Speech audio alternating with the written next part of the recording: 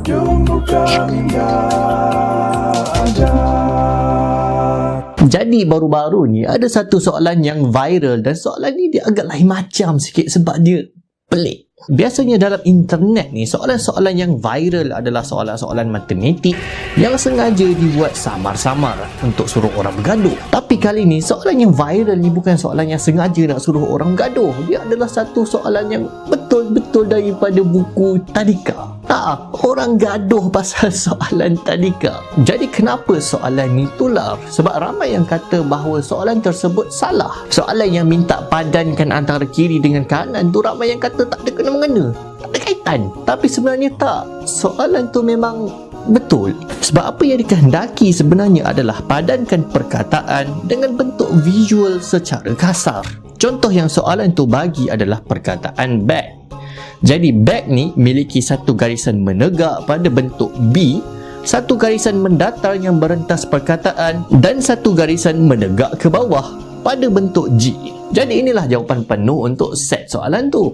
Tapi tak habis lagi, sebab menariknya bila orang dah tahu jawapan kepada kehendak soalan tersebut, ramai yang kata bahawa soalan ini adalah soalan kebat, kemahiran berfikir aras tinggi. Soalan ni begitu kritis menyuruh orang berfikir di luar kotak. Sebenarnya tak.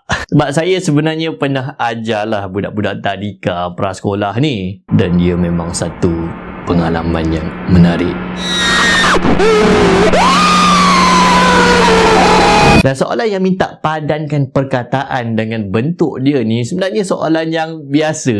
Soalan ni dia nak bantu budak-budak tadika untuk ingat dan faham bentuk-bentuk perkataan. Dan soalan ni dia bukan kebat. Dia bukan kebat untuk budak tadika. Tapi menariknya dia kebat untuk orang dewasa. Sebab bagi orang dewasa, tulisan dah ditetapkan dalam otak mereka cubalah sebagai alat yang memindahkan makna. Bila kita tengok siri-siri garisan yang serupa dengan himpunan huruf B, A dan G, kita dah tak nampak dah huruf-huruf tu sebagai cumalah bentuk-bentuk garisan.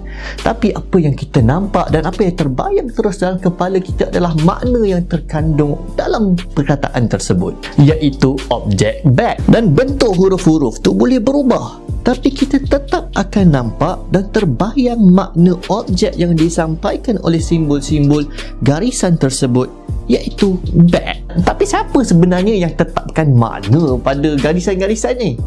Kita lah. Yang kelakarnya dulu waktu kita kecil-kecil tadika, kita tak nampak pun makna pada siri-siri garisan huruf tersebut. Kita nampak bentuk. Macam tu jugalah bila kita mula belajar sistem tulisan lain, kita cuba kaitkan bentuk untuk ingat makna huruf. Tapi bila dah besar, bila kita gunakan perkataan-perkataan tu punya lama, bila kita ceraikan perkataan tersebut dengan makna-makna, kita blank ramai-ramai, kita jadi panik. Jap, bentuk PEN ada sifat tersendiri selain daripada makna pen? Diorang ada bentuk. Jadi itu sebab ramai orang dewasa yang terkesima bila berjumpa dengan soalan tadika ni, yang biasa ni. Dan soalan ni viral mungkin sebab sifat otak manusia yang sentiasa cuba mencari makna walaupun pada objek-objek yang tak berkaitan. Fenomena ini dipanggil apofinia, iaitu kecenderungan otak manusia untuk mencari makna dan perkaitan pada hal yang tiada kena-mengena pun antara satu sama lain. Kalau kita campak selonggok huruf-huruf secara rawak, kita akan nampak perkataan-perkataan tertentu yang asalnya tak diniatkan pun.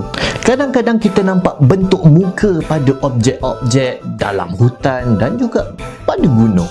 Di India, puluhan ribu orang pernah pergi mengunjungi capati mukjizat yang kata mereka menyerupai rupa Jesus dalam agama Kristian. Dan banyak lagi contoh-contoh imej keagamaan yang orang nampak pada benda yang sebenarnya mungkin kebetulan je. Jadi apa pengajaran yang kita boleh dapat daripada soalan tadika yang viral ni? Dan kenapa aku buat video pasal benda ni? Saya sebenarnya pernah buat aktiviti dengan budak-budak sekolah, aktiviti radio buruk. Jadi saya buat ada dua pasukan lawan antara satu sama lain. Satu pasukan dapat mesej perkataan ataupun ayat, dan satu pasukan lagi dapat mesej nombor. Jadi biasanya kumpulan yang kalah adalah kumpulan yang dapat mesej nombor, sebab nombor ni tak bermakna bagi diorang berbanding dengan perkataan.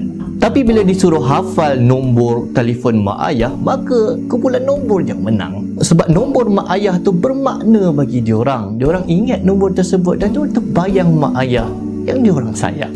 Jadi memang dalam kita belajar, cara untuk kita ingat, cara untuk kita hayati ilmu tersebut adalah dengan kita faham makna apa yang kita belajar. Kita tak boleh sebenarnya meneran ilmu-ilmu yang kita dapat tu sebagai bunyi ataupun bentuk-bentuk, sebagai corak yang nanti bila periksa kita muntahkan balik. Jadi itu sangat susah.